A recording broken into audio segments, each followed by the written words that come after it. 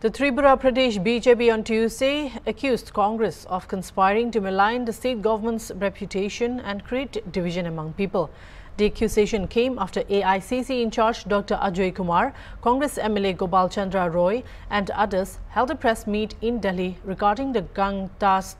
Gandadwisa protests. At a press conference at the state BJP headquarters, Chief Spokesperson Subrata Chakraborty claimed Congress leaders were spreading false and fabricated statements about Tripura, which has caused them to lose support. He asserted that their statements regarding the Gandadwisa incident were completely wrong and aimed at tarnishing the state's image and disrupting its development. Chakraborty emphasized that the BJP is committed to non-violence and development, contrasting this with Congress's alleged attempts to incite ethnic unrest and confusion for personal gain. He highlighted the Gandadwisa incident, where Parameshwar Riang's death led to protests, and condemned Congress and CPIM for exaggerating issues like food shortages and unemployment to stir unrest. He assured that the administration had taken steps to support protest victims and maintain order, refuting claims of a riot-like situation following the Panchayat election. Chakraborty warned that those responsible for turning the protests violent and attempting to instigate communal strife would be identified and dealt with strictly. Present at a press conference were Tripura BJP General Secretary Bipin Debarma and spokesperson Nabindu Bhattacharya. মাননীয়া প্রিয়াঙ্কা গান্ধী বাত্রা তিনি একটি tweet করেছেন যা Twitter হ্যান্ডেলে রয়েছে এবং AICC থেকে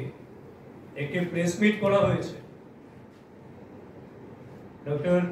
অজয় আলোক ত্রিপুরার মাননীয় বিধায়ক গোপাল রায় সহ যে প্রেস মিট করা হয়েছে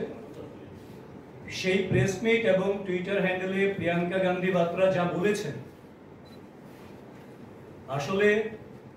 ত্রিপুরা সম্পর্কে যে তাদের মনে এখনো ঘৃণা পোষণ করেন, ত্রিপুরা সম্পর্কে কোনো স্পষ্ট ধারণা তাদের নেই, যেভাবে বিভ্রান্তি সৃষ্টি করে মানুষের থেকে ক্রমশ তারা দূরে সরে গেছেন, মিথ্যার অপলাপ করে যেভাবে তারা জনবিচ্ছিন্ন হয়েছেন,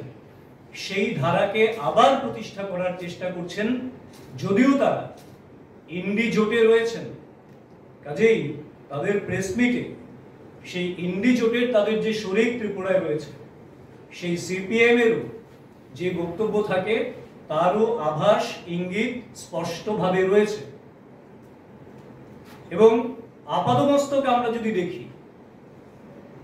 এই প্রেস মিটে যা কিছু বলেছেন সম্পূর্ণভাবে মিথ্যার বেশাতি করে ত্রিপুরা রাজ্যের মানুষের অপমান কি করে করা যায়, রাজ্যটাকে কিভাবে বদনাম করা যায়, রাজ্যে যখন উন্নয়নের জন্য আইন শৃঙ্খলার দিক থেকে অত্যন্ত সুদৃঢ়ভাবে পদক্ষেপ নেওয়া একটি সরকার চলছে, জনগণের জন্য উৎসর্গীকৃত, সেই জায়গায় রাজ্যকে বদনাম করে যারা এই রাজ্যে পর্যটনের জন্য আসছেন, শিল্পের জন্য আসছেন, তাদের মধ্যে বিভ্রান্তি তৈরি করে রাজ্যটাকে পিছিয়ে দেওয়ার চক্রান্ত একদিকে যেমন রয়েছে, আরেকদিকে বিভাজন কি করে আবার তৈরি করা যায়, সাম্প্রদায়িক উস্কানি কিভাবে তৈরি করা যায়, সেই সমস্ত বিষয়কে মানুষের কাছে নিয়ে গিয়ে তাদেরকে বিভ্রান্ত করে নিজেদের